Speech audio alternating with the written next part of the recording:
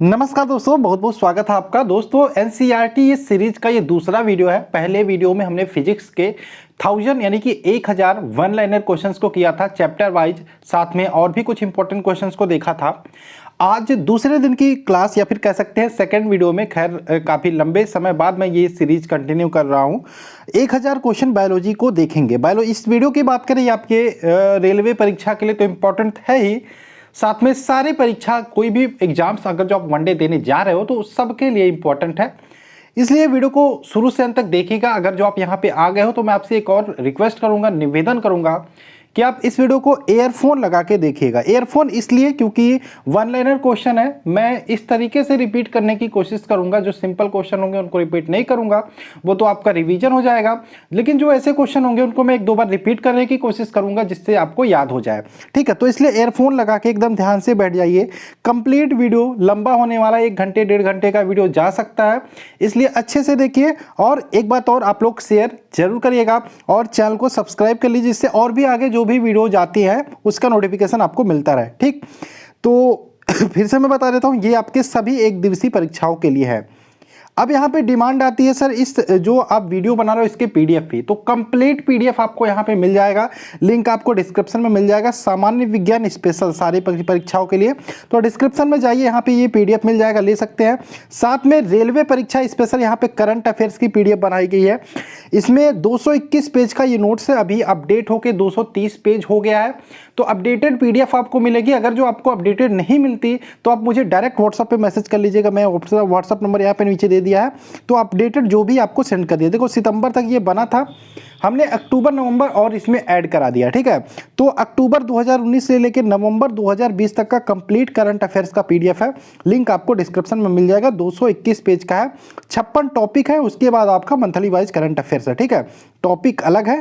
साथ में एक और बात, हमारे इंस्टाग्राम हैंडल पर भी आप फॉलो कर सकते हैं, एग्जाम गुरु सुधीर 1 सर्च करके।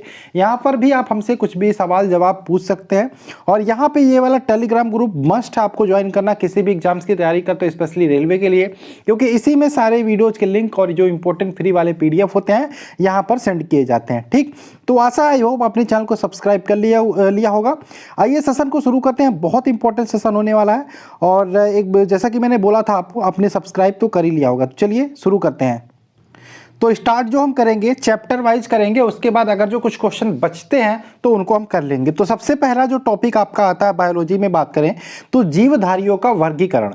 तो चलिए शुरू करते हैं। पहला प्रश्न आपके सामने है, जीव विज्ञान का सर्वप्रथम प्रयोग किया था। तो जीव विज्ञान शब्द की बात हो रही है, बायोलॉजी शब्द की बात हो रही है, सर्वप्रथम किसने प्रयोग किया था? तो लैमार्क तथा ट्रेविरेनस ने। तो जीव विज्ञान शब्द का सर्वप्रथम प्रयोग किया था लैमार्क तथा ट्रेविरेनस ने। अब बात करें जीव विज्ञान का जनक किसे बोलते हैं, तो जीव विज्ञान हो या फिर जंतु विज्ञान, दोनों का जनक किसको बोलते हैं? अरिस्टोटस अंग्रेजी में बोलते हैं, हिंदी में हम अरस्तु ही बोलते हैं। ठीक, तो जीव विज्ञान का जनक किसे कहते हैं? अरस्तु को। जंतु विज्ञान का जनक किसे बोलते हैं? अरस्तु को। ठीक, और जीव विज्ञान शब्द का सर्वप्रथम प्रयोग किया था लैमार्क तथा ट्रेविरेनस ने। आगे बात करें, फादर ऑफ मॉडर्न टैक्सोनॉमी यानी कि आधुनिक वर्गीकरण के पिता किसको कहते हैं? तो कार्लोनस लिनियस को। किसको? कार्लोनस लिनियस को आधुनिक वर्गीकरण के पिता या फादर ऑफ मॉडर्न टैक्सोनॉमी बोलते हैं। नेक्स्ट है, अब ये कार्लोनस लिनियस के बारे में अगर जो हम देखें तो इन्होंने एक पुस्तक लिखी थी, उसमें इन्होंने जीवधारियों को 2 भागों में बांटा था। अब उस पुस्तक का नाम आपको बताना, तो ध्यान रखिएगा, पुस्तक का नाम था सिस्टमा नेचर। क्या था? Systema nature. आगे बात करें, वनस्पति विज्ञान का पिता, हमने जंतु विज्ञान के पिता के बारे में देखा, जीव विज्ञान के पिता के बारे में देखा, कौन था? अरस्तु। अगर जो वहीं पे वनस्पति विज्ञान के जनक के बारे में बात करें, वनस्पति विज्ञान के पिता की बात करें तो कौन था? थियोफ्रेस्टस। आगे बात करें, वैज्ञानिक नामकरण में पहला शब्द व दूसरा शब्द होता है। अब देखो वैज्ञानिक नामकरण की बात करें, जैसे मनुष्य का वैज्ञानिक नाम होमो सैपियंस सैपियंस होता है, और बात करें मेढक का राना टिग्रिना होता है। तो हमने कहा कि मनुष्य का वैज्ञानिक नाम होता है होमो सैपियंस। ठीक, होमो सैपियंस। तो इसमें 2 नाम निकल के आए, एक तो होमो आ रहा है, एक तो सैपियंस आ रहा है। ठीक, तो इसमें जो पहला नाम होता है, पहला शब्द होता है होमो, ये वंश का नाम होता है, और दूसरा जो नाम होता है वो जाति का नाम होता है। यानी कि होमो वंश है और सैपियंस जाति है। इसी प्रकार से मेढक का राना टिग्रिना होता है, तो राना वंश हो गया और जो टिग्रिना हो गया वो जाति का हो गया। आगे चलें, मधुमक्खियों का अध्ययन किसके अंतर्गत किया जाता है? तो मधुमक्खियों का अध्ययन किया जाता है एपी कल्चर के अंतर्गत।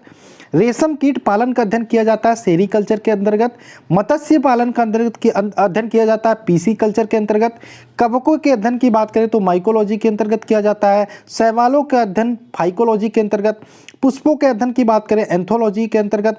फलों का अध्ययन पोमोलॉजी के अंतर्गत किया जाता है।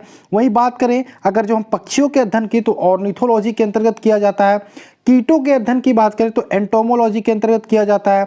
वृक्षों व झाड़ियों के अध्ययन की बात करें ये किया जाता है डेंड्रोलॉजी के अंतर्गत। सर्पों के अध्ययन की बात करें तो ओफियोलॉजी के अंतर्गत। छिपकलियों का अध्ययन ध्यान रखिएगा सोरोलॉजी के। ये सारे इंपॉर्टेंट थे, इनको मैंने करा दिया। ठीक, एक भी क्वेश्चन आपका जाया नहीं जाएगा। जो भी मैं एक एक क्वेश्चन करा रहा हूँ बहुत ही इंपॉर्टेंट है, इसको आप लिखते रहिए या फिर डायरेक्ट हमारा पीडीएफ ले सकते हो जिसके बारे में मैंने पहले इन्फॉर्मेशन दे दिया था। डिस्क्रिप्शन में लिंक मिल जाएगी, वहाँ से ले सकते हैं। अब आइए देख लेते हैं, जैसा कि मैंने बोला मनुष्य का वैज्ञानिक नाम होमो सैपियंस होता है। कुछ वैज्ञानिक नाम भी देख लेते हैं जो बार बार पूछे जाते हैं। तो मेढक का बता दिया था मैंने, राना टिग्रिना। मनुष्य का होमो सैपियंस होता है। बिल्ली का ध्यान रखिएगा फेलिस डोमेस्टिका, फेलिस डोमेस्टिका। ठीक, अब यहाँ पे अगर जो हम बात करें गाय का, देखिए गाय हमारी माता है, बोलते हैं ना गाय हमारी माता है, तो इसको रिलेट कर सकते हैं गाय हमारी बॉस है, तो इसका आएगा आपका गाय का बॉस इंडिकस। तो गाय का वैज्ञानिक नाम हो जाएगा बॉस इंडिकस। मक्खी का हो जाएगा म से मक्खी, म से मस्का, म से मक्खी, म से मस्का यानी कि मस्का डोमेस्टिका। कुत्ता का कैनिस फैमिलीज, मेढक का राना टिग्रिना, मनुष्य का होमो सैपियंस, बिल्ली का फेलिस डोमेस्टिका। ठीक, आगे चले, आगे कुछ और है। आम का जैसे हो गया, आम का हो गया मैग्नीफेरा इंडिका। मटर का पीसम सताइवम, धान का ओराया सताइवम, सरसों का ब्रासिका कैप्स्ट्रियम। ठीक है, बहुत इंपॉर्टेंट है, इसको आप देख लीजिए एक बार। फिर से हम बोलने की कोशिश करते हैं जिससे आपका रिवीजन हो जाए और याद हो जाए आपको। आम का हमने क्या बोला? Mangifera indica. मटर का क्या बोला? पैसम सताइवम। धान का क्या बोला? ओराया सताइवा। और सरसों का क्या बोला हमने? ब्रासिका कैप्स्टिसा। ठीक है, तो यहाँ पे आगे चलते हैं। जीवाणु की बात हो, साइनोबैक्टीरिया की बात हो या आर्कीबैक्टीरिया की बात करूँ तो ये किस जगत के प्राणी हैं? तो ये मोनेरा जगत के प्राणी हैं। किस जगत के? मोनेरा। किसकी किसकी बात हुई है? जीवाणु, साइनोबैक्टीरिया तथा आर्कीबैक्टीरिया किसके अंतर्गत आते हैं? ये मोनेरा जगत के अंतर्गत आते हैं, मोनेरा जगत के प्राणी हैं। आगे चले, पादप व जंतु के बीच की कड़ी, कई बार पूछा गया क्वेश्चन है यूग्लिना। पादप व जंतु के बीच की कड़ी होती है यूग्लिना। नेक्स्ट, शैवाल, मांस, पुष्पीय और अपुष्पीय बीज, ये किसके अंतर्गत आते हैं? तो शैवाल की बात हो, मांस की बात हो, पुष्पीय तथा अपुष्पीय बीज ये पौधे की किस जगत के अंतर्गत आते हैं? ये आते हैं पादप जगत के अंतर्गत। ठीक, हाइड्रा, जेलीफिश, कृमि, सितारा मछली, सरीसृप, उभयचर पक्षी, स्तनधारी जीव, ये किस जगत के अंतर्गत आते हैं? ये सारे जंतु जगत के अंतर्गत आते हैं। वहीं वर्गीकरण की आधारभूत इकाई किसे मानी जाती है? वो मानी जाती है जाति को। किसको? जाति को मानी जाती है, यानी कि वर्गीकृत जो किया जाता है जंतुओं को या फिर किसी को, वो उसकी जो मेन इकाई होती है मुख्यतः वो जाति को बनाकर हम करते हैं। नेक्स्ट है, कवक की कोशिका भित्ति किसकी बनी होती है? ये बनी होती है काइटिन की। नीलहरित शैवाल की बात करें कि किससे संबंधित है? तो ये मोनेरा से संबंधित है। एक कोशिकीय जीव की बात करें किसके अंतर्गत आते हैं? ये आते हैं प्रोटिस्टा के अंतर्गत। बहुकोशिकीय तथा यूकैरियोटिक जीव जंतु जो होते हैं वो आते हैं, तो ये एनिमिलिया या जंतु के अंतर्गत आते हैं। पौधे अर्धसूत्री विभाजन के लिए उपयुक्त भाग है, जो पौधे का अर्धसूत्री विभाजन के लिए उपयुक्त भाग होता है वो होता है परागकोश। आलू एक प्रकार का क्या है? तो आलू एक प्रकार का कंद है। ध्यान रखिएगा, जड़ नहीं होता। बहुत सारे लोग जड़ लगा देते हैं ये सोच के कि वो मिट्टी के अंदर होता है, लेकिन वो कंद होता है। ध्यान रखिएगा, आलू कंद है। अभी इसके बारे में हम देखेंगे इसी वीडियो में कि कौन से फल का कौन सा भाग खाने योग्य होता है। ठीक, अफीम का वनस्पति नाम क्या होता है? तो एम्बेलिका एफिसिनेलिस, एम्बेलिका एफिसिनेलिस ये अफीम का वनस्पतिक नाम होता है। नेक्स्ट है, थैलोफाइटा वर्ग के पौधे होते हैं तो मुख्यतः जलीय होते हैं। जंतु जगत का सबसे बड़ा संघ होता है तो आर्थ्रोपोडा होता है। नेक्स्ट, ऑक्टोपस किस संघ का जंतु है? तो ऑक्टोपस की बात करिए ये मोलस्का संघ का जंतु है। ये पहला टॉपिक हो गया, यानी कि पहला चैप्टर हो गया। नेक्स्ट टॉपिक की बात करें, नेक्स्ट चैप्टर की बात करिए, हमारा कोशिका विज्ञान है। बहुत इंपॉर्टेंट है, यहाँ से प्रश्न बनते हैं। कोशिका का शक्ति गृह या पावर हाउस किसे बोलते हैं? तो माइटोकॉन्ड्रिया के बोलते हैं। किसको कोशिका की आत्महत्या की थैली बोलते हैं? तो ये बोलते हैं लाइसोसोम को। नेक्स्ट, कौन सी कोशिका वनस्पति व पशु दोनों में उपस्थित होती है? तो इसको बोलते हैं सूत्रकणिका। नेक्स्ट है, कोशिका क्या है? तो कोशिका जीवधारियों की रचनात्मक व कार्यात्मक इकाई होती है, इसको आप ध्यान रखिएगा। कोशिका की खोज किसने व कब की थी? तो रॉबर्ट हुक ने 1665 में कोशिका की खोज की थी। किसने? रॉबर्ट हुक ने 1665 में। नेक्स्ट बात करें, रॉबर्ट हुक ने कोशिका की खोज की थी, तो सबसे पहले यहाँ पे देखिए जो कोशिका की खोज की थी रॉबर्ट हुक ने, वो एक प्रकार की निर्जीव कोशिका थी और उन्होंने बोतल के कार्क में की थी। और सजीव कोशिका अगर जो आपने आ जाए, सबसे पहले सर्वाधिक सजीव कोशिका की खोज किसने की? तो इसको ध्यान रखिएगा, ल्यूवेनहॉक ने की थी। ठीक, तो ये रॉबर्ट हुक ने कोशिका की खोज की थी। डायरेक्ट पूछे तो रॉबर्ट हुक ही आंसर लगाएंगे, लेकिन निर्जीव पूछे तो भी रॉबर्ट हुक, अगर जो सजीव पूछे तो ध्यान रखिएगा ल्यूवेनहॉक, आपको याद रखना है। ठीक, तो कोशिका का मुख्य भाग होता है केंद्रक। केंद्रक में क्या पाया जाता है? तो केंद्रक की बात करें जब भी, तो डीएनए, आरएनए व गुणसूत्र तीनों पाया जाता है। केंद्रक के मुख्यतः कितने भाग होते हैं? 4 भाग होते हैं। राइबोसोम मिलकर बना होता है, तो राइबोसोम की बात करें आरएनए और प्रोटीन से मिलकर बना होता है। माइटोकांड्रिया की खोज किसने की थी? तो अल्टमैन ने माइटोकांड्रिया की खोज की थी। सबसे छोटी कोशिका होती है तो माइक्रोप्लाज्मा गैलासेप्टिका, जिसको हम पीपीएलओ भी बोलते हैं, ये सबसे छोटी आपकी क्या होती है? कोशिका होती है।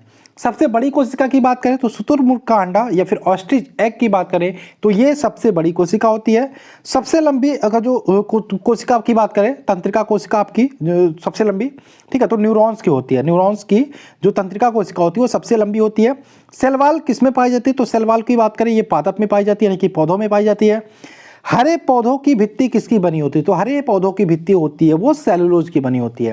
नेक्स्ट बात करें, कोशिका भित्ति का क्या कार्य है? तो कोशिका भित्ति की बात करें तो जीवाणु और कवक में कोशिका द्रव और जीवद्रव्य को बाहरी आघात से रक्षा करना, ये कोशिका भित्ति का कार्य होता है। ठीक, कोशिका में राइबोसोम की अनुपस्थिति में कौन सा कार्य नहीं होगा? अगर जो राइबोसोम की अनुपस्थिति यानी कि राइबोसोम कोशिका में अनुपस्थित नहीं होगा तो प्रोटीन का संश्लेषण नहीं होगा।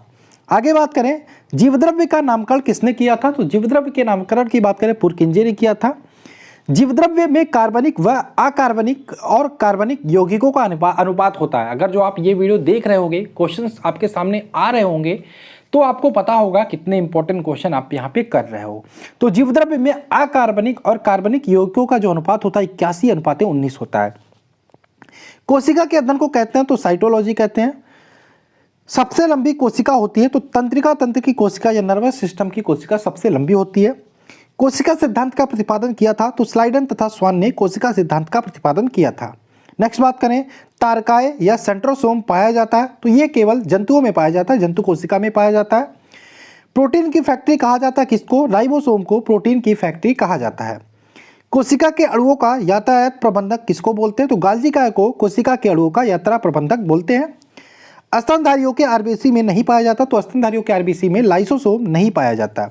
नेक्स्ट बात करें, पत्तियों का हरा रंग होता है तो पत्तियों का हरा रंग पर्णहरित या क्लोरोफिल के कारण होता है। पादप की रसोई किसे बोलते हैं? हरित लवक को बोलते हैं पादप की रसोई। नेक्स्ट बात करें, टमाटर का लाल रंग होता है लाइकोपिन के कारण, टमाटर का रंग जो होता है वो लाल होता है।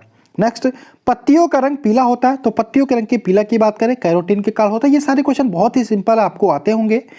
मनुष्यों में गुणसूत्रों की संख्या होती है 23 जोड़ी गुणसूत्र होते हैं, जिसमें 22 जोड़ी जो होते हैं ऑटोसोम होते हैं और एक जोड़ी की बात करें वो सेक्स क्रोमोसोम होता है। सेक्स क्रोमो अभी हम आगे डिस्कस करेंगे, अभी छोड़ो इसके बारे में, इसमें दिया है तो खैर इसके बारे में आगे डिस्कस कर लेंगे। ठीक, तो 23 जोड़ी गुणसूत्र होते हैं। वंशागति का वाहक किसे बोलते हैं? तो गुणसूत्रों को वंशागति का वाहक बोलते हैं। डीएनए की द्विकुंडली संरचना या डबल हेलिक्स मॉडल को किसने प्रतिपादित किया था? तो वाटसन और क्रिक ने। किसने किया था? वाटसन तथा क्रिक ने। प्रोटीन बनने की अंतिम क्रिया को कहते हैं तो प्रोटीन बनने की अंतिम क्रिया को ट्रांसलेशन कहते हैं। डीएनए का पूरा नाम पूछे या आरएनए का पूरा नाम पूछे, ध्यान रखिएगा डीएनए का होता है डीऑक्सीराइबोन्यूक्लिक एसिड, आरएनए का पूरा नाम होता है राइबोन्यूक्लिक एसिड। ठीक, आगे चले, क्वेश्चन नंबर नेक्स्ट टॉपिक ही है जैव विकास और अनुवांशिकी। ठीक, तो सर्वप्रथम प्रकाश संश्लेषी जीव कौन थे? तो सर्वप्रथम प्रकाश संश्लेषी जीव थे साइनोबैक्टीरिया। पक्षियों का विकास हुआ था, पक्षियों के विकास की बात करें सरीसृपों से हुआ था। जल स्थलचर जीवों का विकास हुआ था तो मत्स्य वर्ग से हुआ था। नेक्स्ट, स्तनी वर्ग के जंतुओं का विकास हुआ था, ये हुआ था सरीसृपों से। नेक्स्ट बात करें, प्राचीन जीवों व पादपों के अवशेषों के अध्ययन को कहते हैं तो जीवाश्म विज्ञान बोलते हैं। नेक्स्ट, उपार्जित लक्षणों के अध्ययन को क्या कहते हैं? तो उपार्जित लक्षणों के अध्ययन को टोटोलॉजी बोलते हैं। क्या बोलते हैं? टोटोलॉजी। नेक्स्ट बात करें, उत्परिवर्तन के सिद्धांत का प्रतिपादन किया था कि ये किया था ह्यूगो डी ब्रिज ने। नेक्स्ट, वे लक्षण जो पीढ़ी दर पीढ़ी संचरित होते हैं क्या कहलाते हैं? ये कहलाते हैं आनुवंशिकी। नेक्स्ट बात करें, आनुवंशिकी के बारे में सर्वप्रथम जानकारी दी थी, किसने दी थी? ग्रेगर जोहान मेंडल ने। आनुवंशिकता के पिता किसे कहते हैं? तो ये कहते हैं ग्रेगर जोहान मेंडल को आनुवंशिकता के पिता बोलते हैं। नेक्स्ट, आनुवंशिकी संबंधी प्रयोगों के लिए मेंडल ने सर्वप्रथम चुनाव किया था, तो मटर के पौधे का चुनाव किया था। नेक्स्ट, आनुवंशिकता की इकाई होती है, यहाँ पे जीन होती है। जीन कहाँ अवस्थित होते हैं? जीन की बात करें, ये गुणसूत्रों में अवस्थित होते हैं। नेक्स्ट बात करें, सर्वप्रथम प्रयोगशाला में जीन के संश्लेषण करने वाले वैज्ञानिक कौन थे? तो ये थे डॉक्टर हरगोविंद खुराना।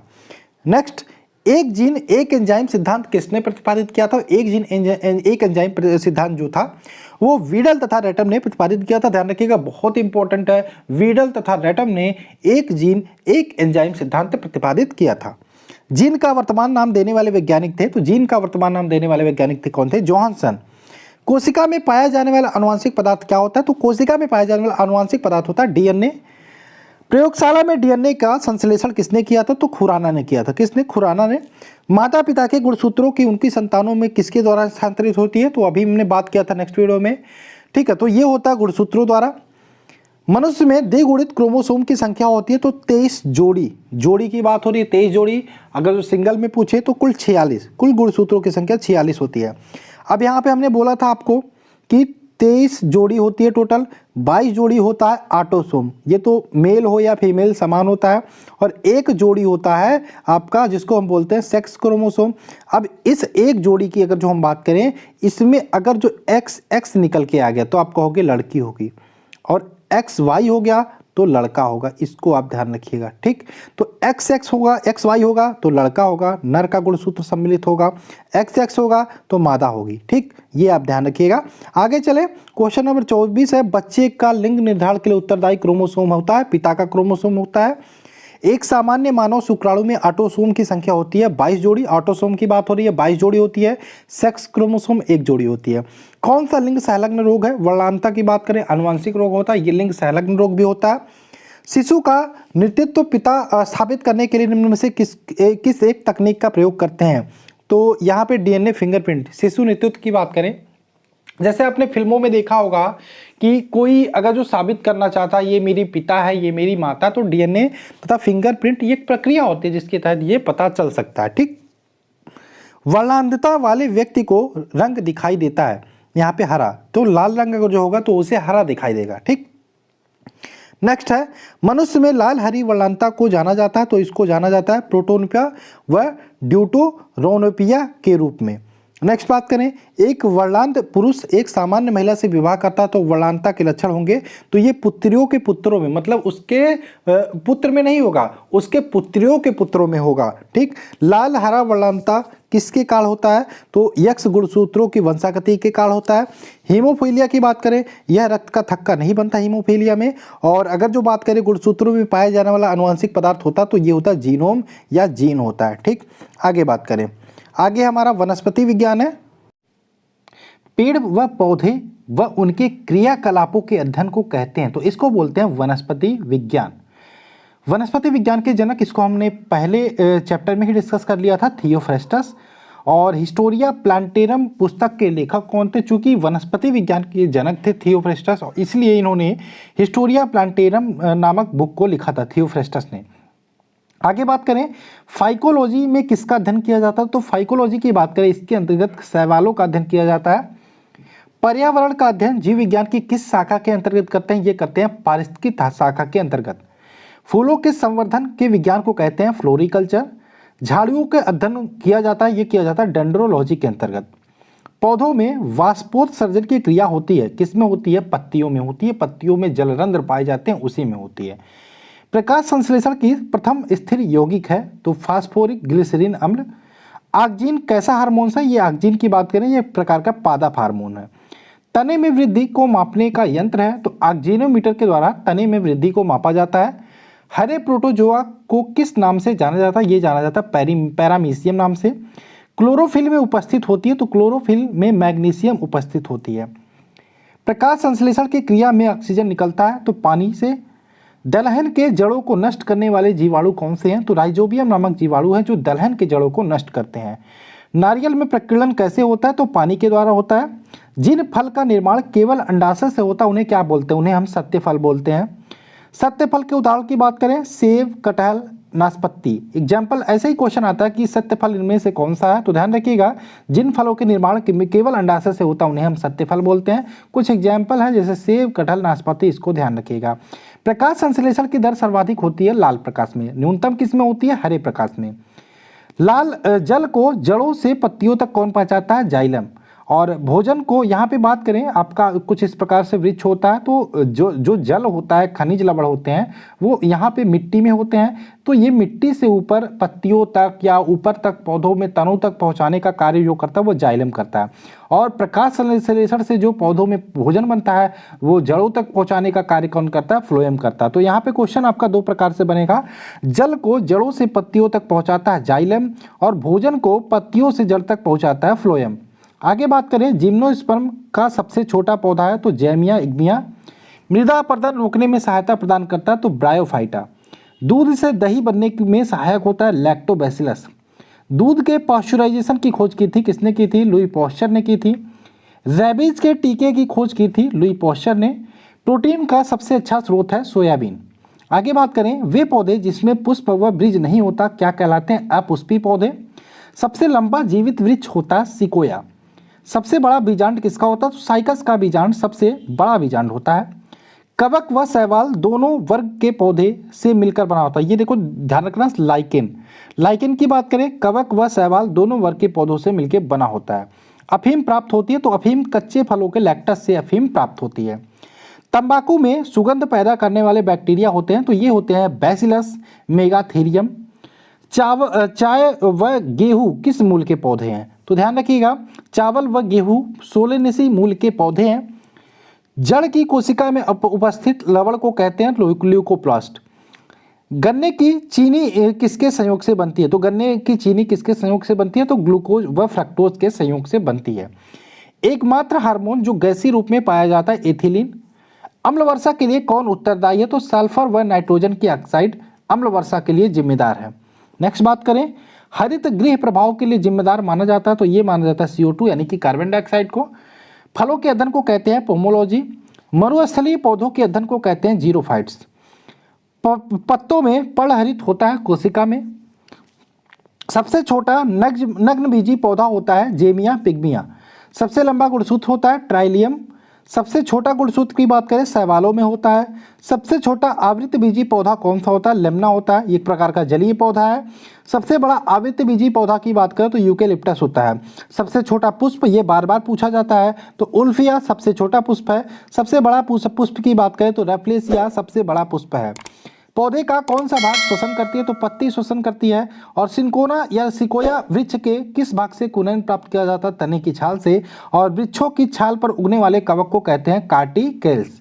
आगे चलें, सबसे बड़ा बीजांड होता है तो साइकस का बीजांड सबसे बड़ा होता है। और अगर जो हम बात करें इसी साइकस के जो तनी मंड होता है उससे हम साबूदाना प्राप्त करते हैं, इसको भी आप ध्यान रखिएगा। भारतीय वनस्पति सर्वेक्षण का मुख्यालय, संस्थान का मुख्यालय कहाँ है? कोलकाता में। हाइड्रोपोनिक्स संबंधित है तो मिट्टी के बिना पौधों की वृद्धि, ये किसके अंतर्गत करते हैं? हाइड्रोपोनिक्स के अंतर्गत करते हैं। वन अनुसंधान संस्थान कहाँ स्थित है? देहरादून में। किसके कारण फूलों में रंग होता है? तो एंथोसाइनिन के कारण फूलों में रंग होता है। पौधे के किस भाग से हल्दी पाया जाता है? तो तने से हल्दी पाया जाता है। पौधे जो खारे पानी से पैदा होते हैं उसे कहते हैं हैलोफाइट्स। प्रकाश संश्लेषण के दौरान कौन सी गैस निकलती है? तो ऑक्सीजन गैस निकलती है। पत्तियों के छिद्र जिनके द्वारा जल द्रव के रूप में कभी कभी बाहर निकलता है उन्हें क्या बोलते हैं? तो जलरंध्र बोलते हैं, जिसे हाइडेथोड बोलते हैं, हाइड्रोथोड भी बोलते हैं। हरे पौधों को कृत्रिम ढंग से पकाने में प्रयुक्त होती है तो एसिटिलीन का प्रयोग किया जाता है। थार मरुस्थल की हरियाली बनती है तो अरुद्भिद से। फर्न पौधा किससे संबंधित है? तो ये संबंधित है टेरिडोफाइडा से। नेक्स्ट बात करें, पौधों में नाइट्रोजन किस रूप में प्रयोग किया जाता है? नाइट्रेट के रूप में। आलू का बदला हुआ रूप है तो ये तने का बदला हुआ रूप है। अंतरिक्ष यात्री अपने कैबिन में किस शैवाल को उगाते हैं? तो क्लोरेला नामक शैवाल को उगाते हैं। कवक अध्ययन को क्या कहते हैं? माइकोलॉजी। पौधों कवक में भोजन संचित रहता है तो ग्लाइकोजन के रूप में कवक में भोजन संचित रहता है। प्रकाश संश्लेषण के लिए आवश्यक है तो प्रकाश संश्लेषण के लिए कार्बन डाइऑक्साइड, पानी, सूर्य का प्रकाश व क्लोरोफिल, ये सारे आवश्यक हैं। जलीय पौधे CO2 कहाँ से लेते हैं? तो ये जल में घुली CO2 को लेते हैं। पौधों की आयु निर्धारण की विधि कहलाती है तो डेंड्रोक्रोनोलॉजी कहलाती है। पौधों की वृद्धि को नियंत्रित करने वाले हार्मोन्स है तो ऑक्सीजन हार्मोन्स है। ऑक्सीजन का निर्माण होता है पौधों के ऊपरी भाग में। नेक्स्ट बात करें, बौने पौधों को लंबा करने वाले व फूल बनाने में मदद करता है, कौन करता है? निब्रेलिन्स हार्मोन्स। आगे बात करें, ऑक्सीजन की उपस्थिति कोशिका विभाजन व विकास में मदद करती है तो साइटोकाइनिन के। आगे चलें, इसमें क्वेश्चंस ज़्यादा है क्योंकि ये इंपॉर्टेंट टॉपिक है, ठीक। वनस्पति विज्ञान। पौधों में आरएनए एवं प्रोटीन बनाने में सहायक हार्मोन्स होते हैं तो ये होते हैं साइटोकाइनिन। वृद्धि हार्मोन किसे बोलते हैं? तो एबिसिसिक एसिड को वृद्धि हार्मोन्स बोलते हैं। पौधों में एक पात्र ऐसा हार्मोन्स जो गैसीय अवस्था में पाया जाता है, एथिलीन। फूलों को खिलाने वाले हार्मोन्स को कहते हैं फ्लोरीजेंस। पौधों में जख्म भरने का काम कौन करता है? ट्राउमेन करता है। तंबाकू की पत्तियों में होने वाले रोग का कारण है टोबैको मोजैक वायरस। नेक्स्ट बात करें, लौंग प्राप्त होती है तो फूल की कली से लौंग प्राप्त होती है। आगे बात करें, कुछ फल व उनके खाने योग्य भाग की बात कर लेते हैं। तो सेब की बात करें तो सेब का पुष्पासन खाया जाता है। नाशपाती की बात करें, इसका भी पुष्पासन वाला भाग खाया जाता है। आम की बात करें, इसकी मध्य फल भित्ति खाई जाती है। अमरूद की बात करें तो फल भित्ति व बीजांडासन खाया जाता है। अंगूर की बात करें तो फल भित्ति व बीजांडासन खाया जाता है। पपीता की बात करें, इसकी मध्य फल भित्ति खाई जाती है। नारियल की बात करें तो भ्रूण पोषण खाया जाता है। और केला की बात करें, मध्य व अंतः फल भित्ति खाया जाता है। एक बार आप इसका स्क्रीनशॉट ले लीजिएगा, इसको आप खुद से याद करने की कोशिश करिएगा। याद क्या, मैं 2 बार पढ़ देता हूँ, आप एक बार और पढ़ेंगे, याद हो जाएगा। गेहूं की बात करें, इसका भ्रूण व भ्रूण पोषण दोनों खाया जाता है। काजू की बात करें, पुष्पवृंत व बीजपत्र दोनों खाया जाता है। लीची की बात करें, एरील खाया जाता है, ये बहुत पूछा जाता है। लीची ध्यान रखिएगा, एरील। चना की बात करें, बीजपत्र व भ्रूण खाया जाता है। मूंगफली की बात करें, बीजपत्र व भ्रूण खाया जाता है। शहतूत की बात करें, रसीले परिंद पुंज खाए जाते हैं। कटहल की बात करें, ये भी इंपॉर्टेंट है, कटहल भी परिंदल पुंज। और नारंगी की बात करें या संतरे की बात करें, जूसी हेयर खाया जाता है, ठीक है। तो यहाँ पे ये सारे आप देख लीजिएगा, इसकी स्क्रीनशॉट ले लीजिए, इंपॉर्टेंट है। अब आते हैं, पौधों में तत्वों की कमी से कौन से रोग उत्पन्न हो जाती है, ये भी पूछा जाता है। तो रोग की बात करें, आम एवं बैगन में लिटिल लीफ नामक रोग हो जाता है। लिटिल लीफ किसमें? आम एवं बैगन में। अब ये किसकी कमी के कारण होता है? जस्ते की कमी के कारण, ठीक। नींबू में कौन सा रोग होता है? डाईबैक, ये तांबे की कमी के कारण हो जाता है।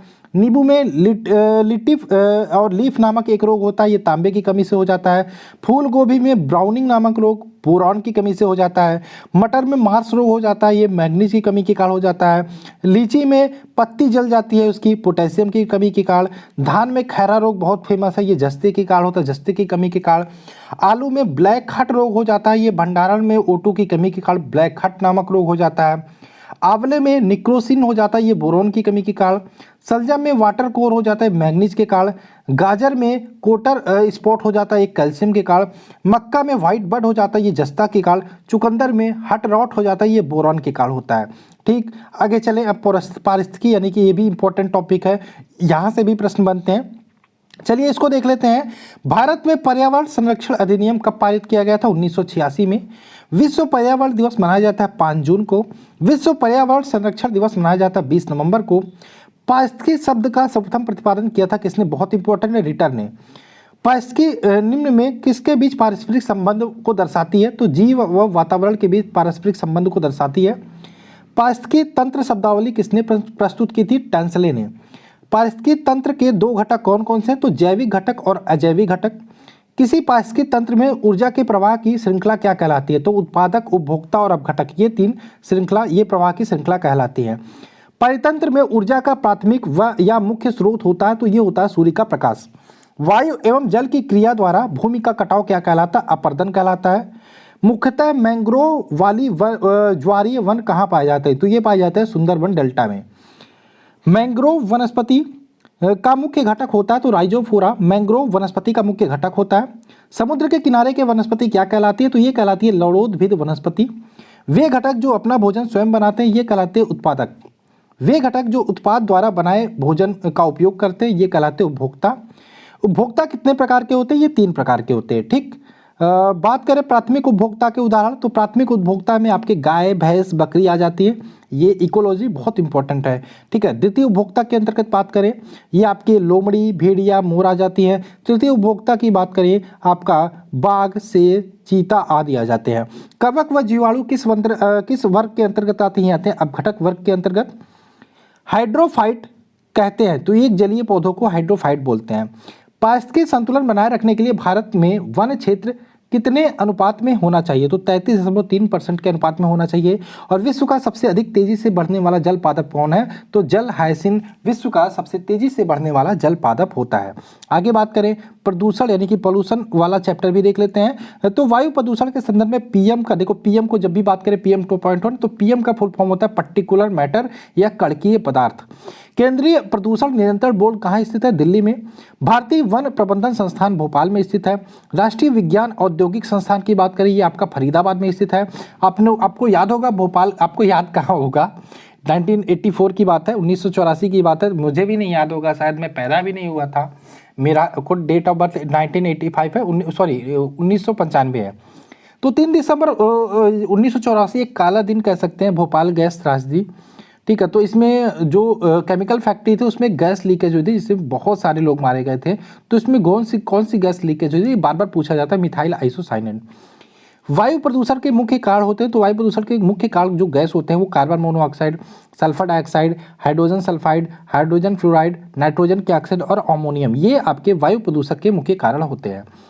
नेक्स्ट बात करें, विश्व पर्यावरण दिवस मनाया जाता है, तो 5 जून को विश्व पर्यावरण दिवस मनाया जाता है। ओजोन दिवस कब मनाते हैं? 16 सितंबर को। ध्वनि प्रदूषण कब होता है? जब ध्वनि 80 डेसिबल से ऊपर हो तो हम उसको ध्वनि प्रदूषण मानते हैं। चूंकि WHO के अनुसार ये कहा जाता है, ये जारी किया जाता है, ठीक है। सबसे ज़्यादा जल प्रदूषण होता है शहरीकरण से। जल प्रदूषण की जांच की जाती है तो BOD द्वारा, यानी कि बायोकेमिकल ऑक्सीजन डिमांड, जल में घुली ऑक्सीजन की मात्रा के हिसाब से जांची जाती है कि जल में कितना प्रदूषण है।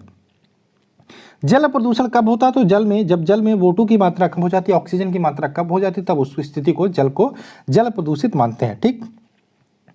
वायु प्रदूषण से सबसे ज़्यादा होता है, तो वायु प्रदूषण सबसे ज़्यादा 60% होता है वाहनों के धुएं से। जमीन से निकलने वाले ईंधन को कहते हैं जीवाश्म ईंधन। सबसे हानिकारक प्रदूषित गैस होती है तो कार्बन मोनोऑक्साइड, ठीक। अम्लीय वर्षा होती है, तो सबसे ज़्यादा जो अम्लीय वर्षा होती है सल्फर डाइऑक्साइड के कारण होता है तथा नाइट्रोजन डाइऑक्साइड, इन दोनों के कारण होता है। ग्रीन मफल का इस्तेमाल करते हैं, तो ध्वनि प्रदूषण कम करने के लिए ग्रीन मफल का इस्तेमाल करते हैं।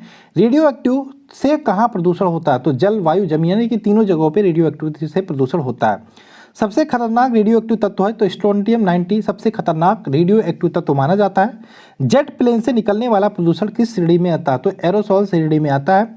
जेट प्लेन में धुएं में गैस होती है तो CFC यानी कि क्लोरोफ्लोरोकार्बन और N2O। सूर्य से आने वाली हानिकारक पराबैंगनी किरणों से होता है त्वचा कैंसर, और इन किरणों से कौन रोकता है आने से? Ozone layer. हरित गैसें होती है तो CFC, CO2, CH4, NO2, ये सारे हरित गैसें होती हैं। ग्रीन हाउस की सबसे मुख्यतः गैस है तो CO2 यानी कि कार्बन डाइऑक्साइड। किस प्रदूषण के कारण मनुष्य की तंत्रिका तंत्र प्रभावित होती है? शीशा के कारण। शीशा के प्रदूषण के कारण मनुष्य की तंत्रिका तंत्र प्रभावित होती है। कौन सा प्रदूषण मनुष्य में रक्तदाब को बढ़ाता है वह हृदय रोग पैदा करता है? तो कैडमियम। लोहे की खान में काम करने वाले मजदूर किस रोग के कारण ग्रसित हो जाते हैं? तो सिलिका के कारण यहाँ पे रोग से ग्रसित हो जाते हैं। तो ये था आपका प्रदूषण का टॉपिक के कुछ इंपॉर्टेंट प्रश्न। अब हम आते हैं प्राणी विज्ञान। प्राणी विज्ञान भी बहुत इंपॉर्टेंट टॉपिक, आइए इसके क्वेश्चन को डिस्कस करते हैं। तो प्राणी विज्ञान में पहला प्रश्न आपके सामने है, जंतुओं तथा उनके क्रियाकलापों के अध्ययन करते हैं। तो प्राणी विज्ञान के अंतर्गत जंतुओं व उनके क्रियाकलापों का अध्ययन करते हैं। एक कोशिकीय प्राणी किस संघ में आते हैं? तो एक कोशिकीय प्राणी संघ प्रोटोजोआ के अंतर्गत आते हैं। नेक्स्ट है, संघ पेरिफेरा के सभी जंतु पाए जाते हैं तो खारे पानी में। किसमें? खारे पानी में। नेक्स्ट, संघ पेरिफेरा के उदाहरण है, तो संघ पेरिफेरा की बात करें तो साइकन, मेथेनिया, स्पंज, ये सारे संघ पेरिफेरा के उदाहरण हैं। नेक्स्ट बात करें, संघ सैलिन्ट्रेटा कैसे प्राणी होते हैं? तो ये जलीय द्विस्तरीय प्राणी होते हैं। नेक्स्ट, संघ सिलेंट्रेटा के प्राणी के कुछ उदाहरण, तो इसके उदाहरण की बात करें तो हाइड्रा हो गया, जेलीफिश, सी एनीमोन, मूंगा, ये सारे संघ सेलिन्ट्रेटा के उदाहरण हैं। केचुआ किस संघ के प्राणी हैं? तो केचुआ की बात करें तो संघ एनिलिडा के प्राणी हैं। केचुआ में हृदय होती है तो केचुआ में हृदय की बात करें 4 जोड़ी हृदय पाई जाती है। नेक्स्ट, आर्थ्रोपोडा संघ के देह गुहा कहलाती है तो हीमोसिल। आर्थ्रोपोडा प्रायः होते हैं। तो आर्थ्रोपोडा की बात करें एक लिंगी व निषेचन शरीर इनके अंदर जो निषेचन होता है वो शरीर के अंदर होता है। तो आर्थ्रोपोडा की बात करें ये एक लिंगी होते हैं, सबसे पहले ये ध्यान रखिएगा, तथा निषेचन जो होता है इनके अंदर शरीर के अंदर होता है। नेक्स्ट है आर्थ्रोपोडा संघ के उदाहरण होते हैं। तो आर्थ्रोपोडा संघ के उदाहरण होते हैं तिलचट्टा, झींगा मछली, केकड़ा, खटमल, मक्खी, मच्छर, मधुमक्खी, टिड्डा आदि, ये सारे आर्थ्रोपोडा संघ के उदाहरण होते हैं। नेक्स्ट बात करें काकरोच में हृदय कक्ष होते हैं। तो काकरोच में बात करें 13 हृदय कक्ष होते हैं। संघ इकाइनोडर्मेटा के सभी प्राणी प्रायः होते हैं। तो ये होते हैं प्रायः समुद्री। नेक्स्ट बात करें संघ इकाइनोडर्मेटा के कुछ उदाहरण हैं। तो जेली फिश हो गया, सेल फिश हो गया, क्राई फिश हो गया, सिल्वर फिश हो गया, कैटल फिश हो गया, सेवर फिश हो गया, tag fish, razor fish, brittle star fish, ये सारे संघ इकाइनोडर्मेटा के एग्जाम्पल होते हैं। नेक्स्ट घोघा व सीधी किसके अंतर्गत आते हैं? घोघा व सीपी की बात करें तो ये संघ मोलस्का के अंतर्गत आते हैं। नेक्स्ट समुद्री घोड़ा की बात की जाती है बार बार, ये किस संघ के अंतर्गत आते हैं, किस वर्ग के अंतर्गत आते हैं? तो ये संघ कॉर्डेटा के अंतर्गत आते हैं। सरीसृप किस के वर्ग के प्राणी हैं? तो सरीसृप वर्ग की बात करें तो छिपकली, सांप, घड़ियाल, कछुआ आदि ये सारे सरीसृप वर्ग के अंतर्गत आते हैं। विश्व की एकमात्र जहरीली छिपकली कौन सी है? तो हीलोडर्मा विश्व की एकमात्र जहरीली छिपकली होती है। उड़ न सकने वाले पक्षी कौन सी हैं? तो कीवी व एमू, ये उड़ न सकने वाले पक्षी होते हैं। सबसे छोटा पक्षी होता है हमिंग बर्ड, सबसे बड़ा जीवित पक्षी है शुतुरमुर्ग। नेक्स्ट बात करें स्तनधारी वर्ग में सबसे ज़्यादा तापमान होता है तो बकरी का, ये होता है 39 डिग्री सेंटीग्रेड। नेक्स्ट बात करें स्तनधारी वर्ग में को कितने उपवर्गों में बांटा गया? तो 3 उपवर्गों में बांटा गया है, एक तो प्रोटोथीरिया, यूथीरिया, मेटाथीरिया। नेक्स्ट बात करें अंडे देने वाले स्तनधारी होते हैं तो ये होते हैं प्रोटोथीरिया, एक तो एकिडना और एक तो प्लेटिपस। नेक्स्ट बात करें अपरिपक्व बच्चों को जन्म देने वाले होते हैं तो मेटाथीरिया जो होते हैं जिसको कंगारू बोलते हैं, ये अपरिपक्व बच्चों को जन्म देते हैं। नेक्स्ट पूर्ण विकसित शिशुओं को जन्म देते हैं तो यूटिथिया मनुष्य, ये जो होते हैं यूथिटी जो मनुष्य होते हैं, जिसको यूथिटी को ही मनुष्य बोलते हैं, ये पूर्ण विकसित शिशुओं को जन्म देते हैं। उपकला ऊतक के क्या कार्य होते हैं? तो यह शरीर के अंतरंगों को चोटों से बचाता है। क्या? उपकला ऊतक। नेक्स्ट बात करें संयोजी ऊतक का कार्य क्या होता है? तो संयोजी ऊतक का कार्य होता है शरीर के अन्य ऊतकों तथा अंगों को आपस में जोड़ने का कार्य। मानव शरीर में मांसपेशियों की संख्या होती है तो ध्यान रखिएगा 639 मांसपेशियां होती हैं। नेक्स्ट मानव शरीर की सबसे बड़ी मांसपेशी होती है तो ग्लूटियस मैक्सिमस, ये इसे हम कूल्हे की मांसपेशी बोलते हैं, यह मानव शरीर की सबसे बड़ी मांसपेशी होती है। नेक्स्ट मानव शरीर की सबसे छोटी मांसपेशी होती है स्टैपिडियस मानव शरीर की सबसे छोटी मांसपेशी होती है। नेक्स्ट तंत्रिका ऊतक को किस नाम से जानते हैं? तो इसे चेतना ऊतक के नाम से भी जानते हैं। नेक्स्ट मानव रक्त क्या है? तो एक तरल संयोजी ऊतक होता है। मानव रक्त की मात्रा शरीर के भीतर भार का लगभग कितना होता है? 7%। मनुष्य के रक्त का पीएच मान होता है 7.4 जो एक क्षारीय होता है। एक वयस्क, देखो इसमें एक्स्ट्रा चीज़ें भी हम बताने की सोच रहे थे, लेकिन एक्स्ट्रा अगर जो हम बताने लगे अम्लीय, क्षारीय, तो बहुत लंबा वीडियो हो जाएगा, इसलिए जो भी है इंपॉर्टेंट वन लाइनर है इसको आप करते रहिए, ठीक। एक वयस्क मनुष्य में औसत रक्त की मात्रा होती है 5 से 6 लीटर। अब अगर जो हम ब्लड की बात करें तो इसमें प्लाज्मा भी होता है, रुधिराणु होता है यानी कि ब्लड क्रप्सल्स भी होता है। और प्लाज्मा की बात करें तो यह रक्त की अजीवित तरल भाग होता है और जो शेष होता है वो 45 भाग वो रुधिराणु होता है। प्लाज्मा में बात करें 55% रक्त होता है और 60% प्लाज्मा ये होता है, ठीक है। और बात करें रुधिराणु के, इसके 3 भाग होते हैं। रुधिराणु में बात करें तो इसके 3 भाग होते हैं, एक तो आरबीसी जिसे लाल रक्त कणिका बोलते हैं, रेड ब्लड करप्सल्स बोलते हैं, एक तो श्वेत रक्त कणिका होती है जिसे व्हाइट ब्लड करप्सल्स बोलते हैं, एक तो रक्त बिंबाणु यानी कि प्लेटलेट्स बोलते हैं। ये 3 भाग होते हैं रुधिराणु के।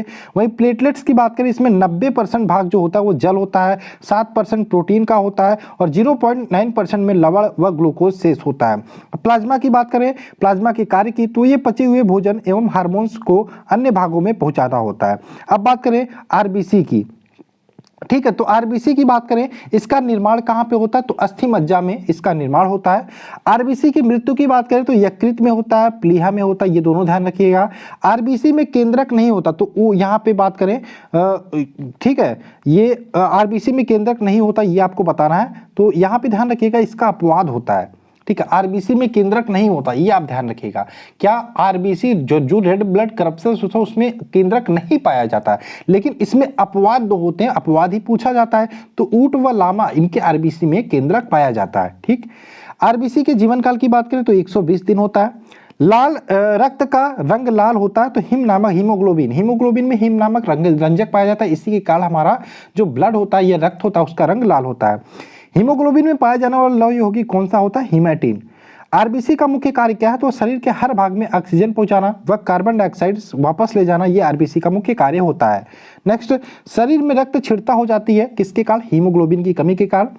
आरबीसी की संख्या ज्ञात की जाती है तो हीमोसाइटोमीटर से। नेक्स्ट, श्वेत रक्त कणिका या व्हाइट ब्लड करप्शंस, इसको बोलते हैं डब्ल्यूबीसी।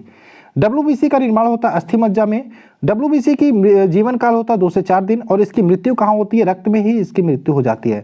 डब्ल्यूबीसी का मुख्य कार्य होता है शरीर के रोगों को संक्रमण से बचाना। ठीक, शरीर को रोगों के संक्रमण से बचाना।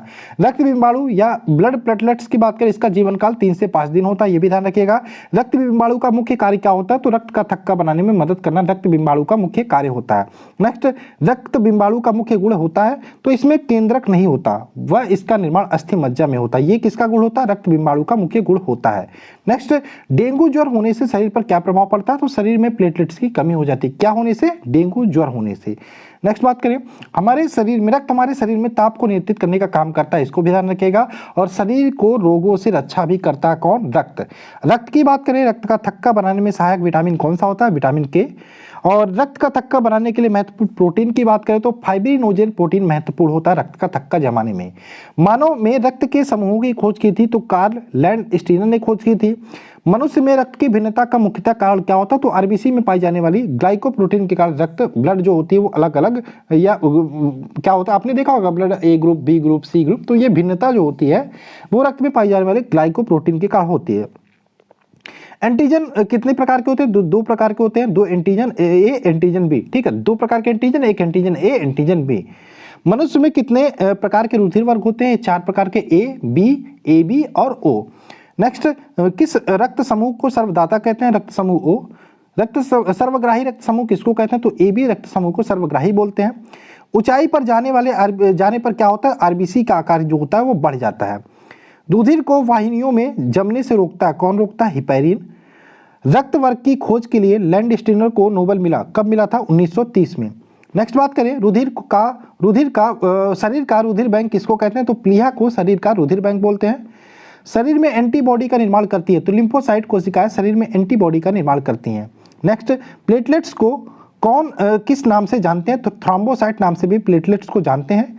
रुधिर को किस तापमान पर रखा जाता है? तो 4 डिग्री सेंटीग्रेड पर रखा जाता है। नेक्स्ट बात करें, रुधिर का अध्ययन किसके अंतर्गत करते हैं? तो हीमेटोलॉजी के अंतर्गत रुधिर का अध्ययन करते हैं।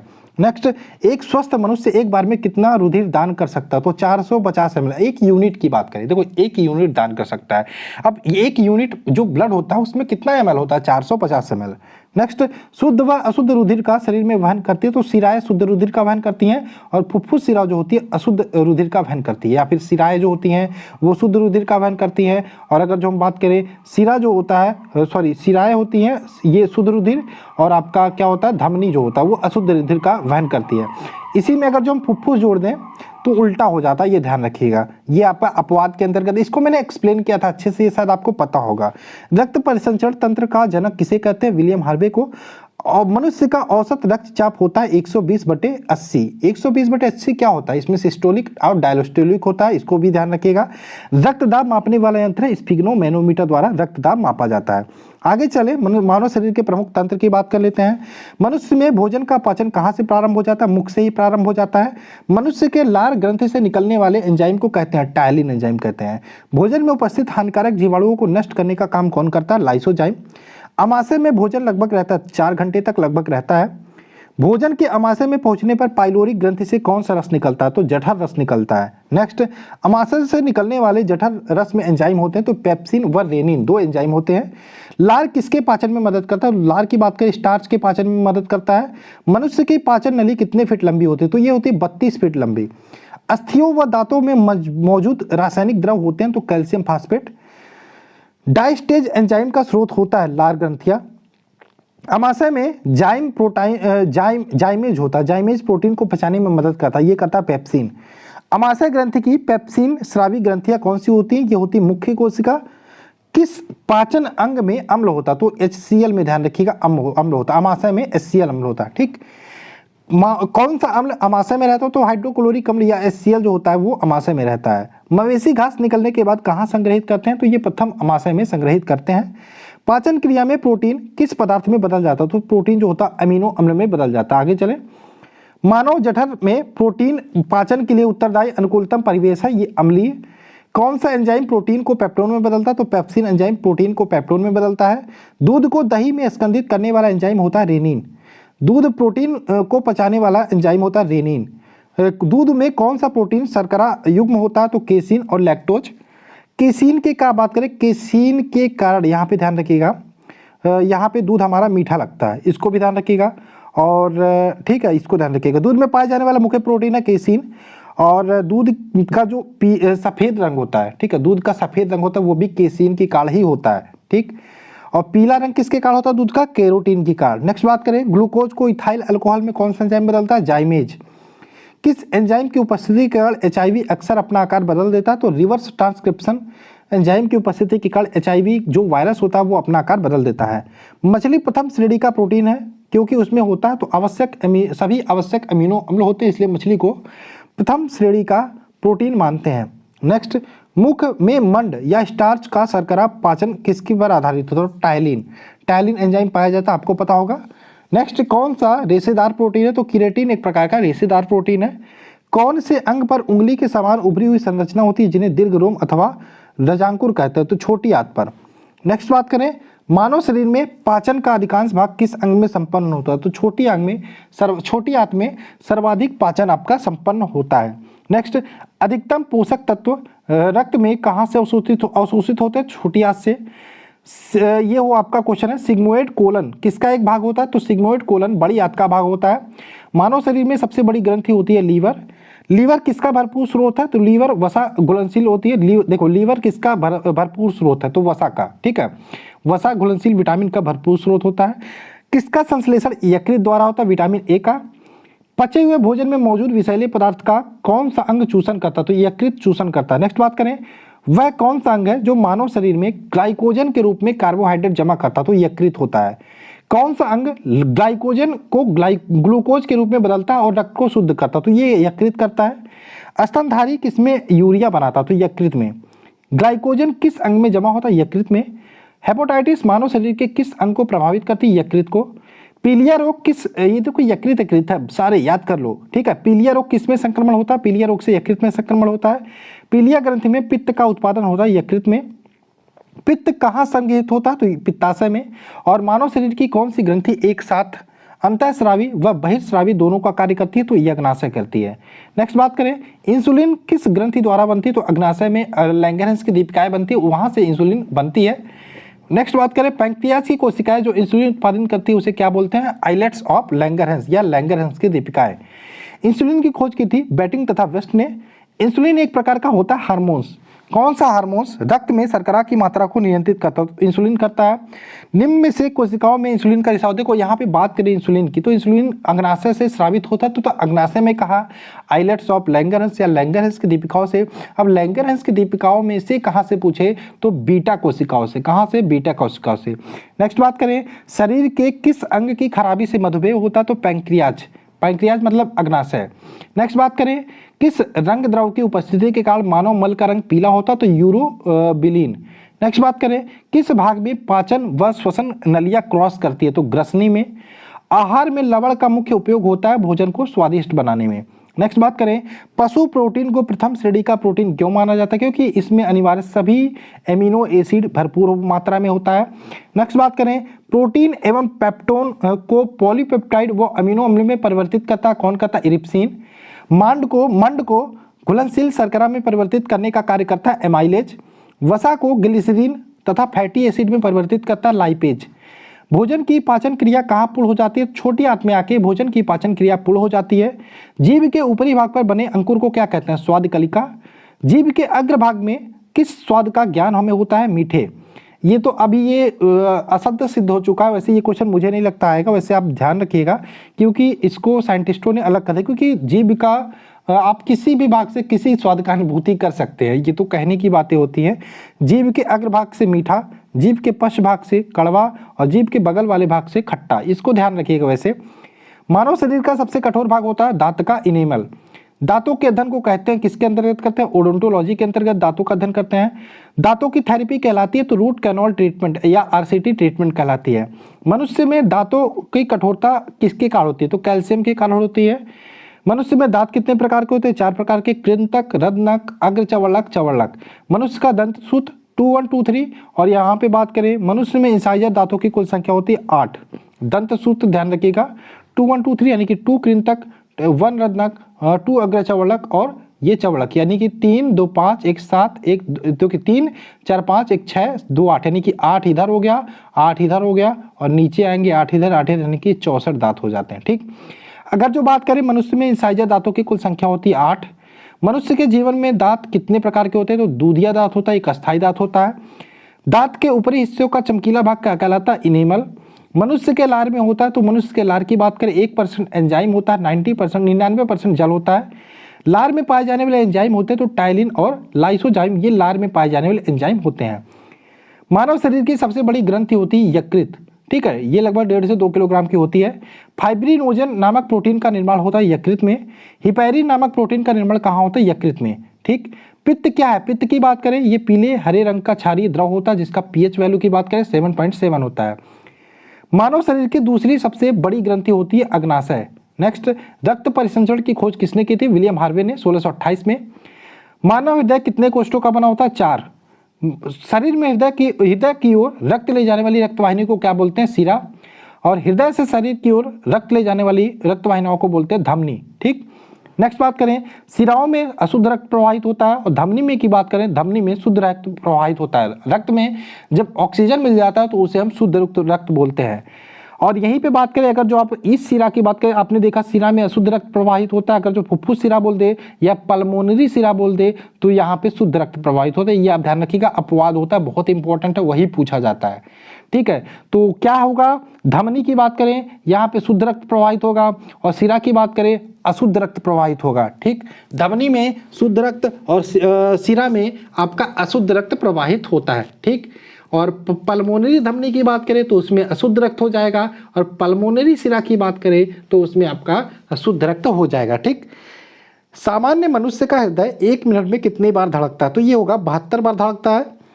हृदय की मांसपेशियों को रक्त पहुंचाने वाली वाहिनी को क्या बोलते हैं? तो उसको बोलते हैं कोरोनरी धमनी। नेक्स्ट, हृदयघात यानी कि हार्ट अटैक की बात हो रही है, ये कब होता है? जब कोरोनरी धमनी में जब रुकावट हो, यानी कि यहाँ पे जान रख लो, क्या ऐसा लोग कहते हैं कि टेंशन हो गया, टेंशन से होता है, लेकिन मेन रीजन क्या होता है? जो हृदय तक आपका ब्लड पहुँचता है वो उसमें रुकावट आती है। ठीक है, जब धमनी में रुकावट होती है कोरोनरी धमनी में, तब आपका हृदयघात, तब आप हार्ट अटैक आता है। ठीक, सामान्य मनुष्य का रक्तचाप की बात करें तो 120/80 mmHg होता है। ठीक है, तो 120 क्या होता है? सिस्टोलिक होता है और 80 क्या होता है? डायस्टोलिक होता है, ये भी आप ध्यान रखिएगा। नेक्स्ट, हृदय की धड़कन को नियंत्रित करने वाला हार्मोन्स होता है तो थायरॉक्सिन व एड्रेनालिन, ये सारे हृदय की धड़कन को नियंत्रित करने वाले हार्मोन्स होते हैं। ठीक, एड्रेनालिन को ध्यान रखिएगा, इसको आपातकालीन हार्मोन्स भी बोलते हैं। लसिका में पाई जाने वाली कणिकाएं कहलाती है लिम्फोसाइट। नेक्स्ट, लिम्फोसाइट का कार्य क्या होता है? लिम्फोसाइट की बात करें, शरीर के जीवाणुओं को भक्षण करके शरीर को रोगों से रक्षा करना लिम्फोसाइट का कार्य होता है। मूत्र का असामान्य घटक क्या होता है? तो एल्यूमिन मूत्र का असामान्य घटक होता है। नेक्स्ट, गुर्दे की निस्पंदन की इकाई कौन सी होती है? तो नेफ्रॉन गुर्दे की निस्पंदन की इकाई होती है। आगे चले, मानव शरीर का कौन सा अंग जल के संतुलन के उत्तरदायी है? तो गुर्दा। ठीक, कौन सा है? गुर्दा। मूत्र कहाँ बनता है? तो संग्राहक वाहिकाओं में मूत्र बनता है। मूत्र का पीला रंग किसके कारण होता है? तो यूरोक्रोम की उपस्थिति के कारण मूत्र का रंग पीला होता है। मूत्र के श्रावण को बढ़ाने वाली औषधि कौन सी है? तो डाईयूरेटिक मूत्र के श्रावण को बढ़ाने वाली औषधि है। मूत्र होता है, मूत्र की बात करें अम्लीय होता है जिसकी पीएच वैल्यू 6 होती है। नेक्स्ट, वृक्क का प्रमुख कार्य क्या होता है? तो वृक्क का प्रमुख कार्य होता है रक्त के प्लाज्मा को शुद्ध करना तथा शरीर के अनावश्यक पदार्थों को मूत्र के रास्ते बाहर निकालना। नेक्स्ट बात करें, तंत्रिका तंत्र के अध्ययन को क्या बोलते हैं? न्यूरोलॉजी। नेक्स्ट, मानव शरीर में सभी अंगों के कार्यों का नियंत्रण, संचालन व समन्वय कौन करता है? तो अंतःस्रावी तंत्र व तंत्रिका तंत्र करती है। तंत्रिका तंत्र की संरचनात्मक व क्रियात्मक इकाई होती है, तो ये क्या होती है? न्यूरॉन होती है। नेक्स्ट बात करें, जन्म के बाद मानव के किस ऊतक को कोई कोशिका विभाजन नहीं करता? तो यहाँ पे तंत्रिका ऊतक को कोई कोशिका विभाजन नहीं करता।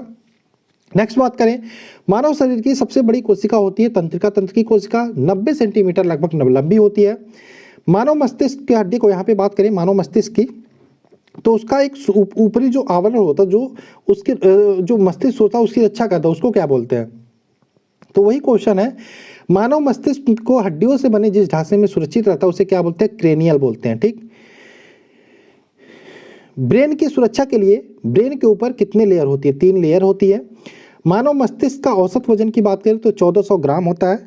ब्रेन के ऊपर पाई जाने वाली लेयर में कौन सा द्रव भरा होता है? तो ध्यान रखिएगा, जो मस्तिष्क को बाहरी आघात से सुरक्षा प्रदान करती है, तो ठीक है, सेरेबाई स्पाइनल द्रव होता है जो बाहरी आघातों से मस्तिष्क की रक्षा करती है। मानव मस्तिष्क का सबसे बड़ा भाग होता है तो सेरिब्रम।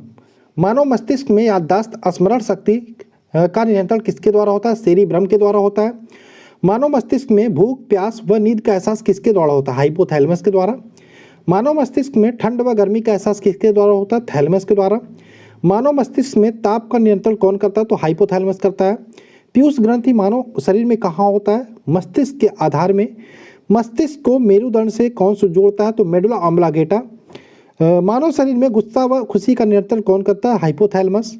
शरीर का संतुलन बनाए रखने में सहायक होता है सेरिबेलम। मानव शरीर में कुल हड्डियां होती हैं 206 हड्डियां होती हैं, और मानव शरीर की सबसे बड़ी हड्डी होती है फीमर या जांघ की हड्डी, मानव शरीर की सबसे बड़ी हड्डी मानी जाती है। हमारे शरीर में कुल कितनी मांसपेशियां हैं? 639। मनुष्य की खोपड़ी में कितनी अस्थियां होती हैं? तो 29। खोपड़ी की बात हो रही है, 29 अस्थियां होती हैं। शरीर मनुष्य के शरीर में पसलियों की कितने जोड़ी? तो 12 जोड़ी पसलियां होती हैं। और अगर जो हम बात करें टीबिया नामक हड्डी पाई जाती है टांग में, टीबिया और फिबुला दोनों की बात करें टांगों में पाई जाती है।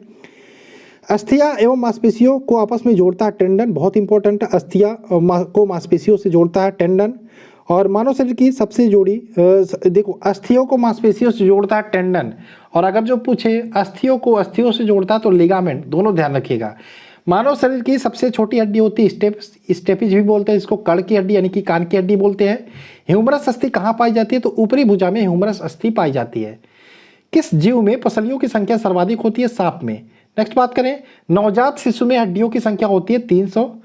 कंकाल तंत्र के अध्ययन को क्या कहते हैं? ऑस्टियोलॉजी। आगे चलें, कॉन्ड्रियोसाइट पाए जाते हैं, तो कॉन्ड्रियोसाइट की बात करें उपास्थि में पाए जाते हैं। देखो उपास्थि की बात करें, ये हड्डी होता है लेकिन ये लचीली हड्डी होती है, उसको उपास्थि बोलते हैं। जैसे नाक की हड्डी हो गई, कान की हड्डी, ये उपास्थियों की बनी होती है। वृद्धावस्था में मनुष्य की हड्डियां कमजोर क्यों हो जाती है? कैल्शियम की कमी के कारण। ओडोंटोलॉजी में किसका अध्ययन करते हैं? दांतों का अध्ययन करते हैं। ऑस्टियोसाइट कहाँ पाए जाते हैं? तो बोन में ऑस्टियोसाइट पाए जाते हैं। घुटने की हड्डियों को किस नाम से जानते हैं? तो घुटने की हड्डी की बात करें इसको पटेला नाम से जानते हैं।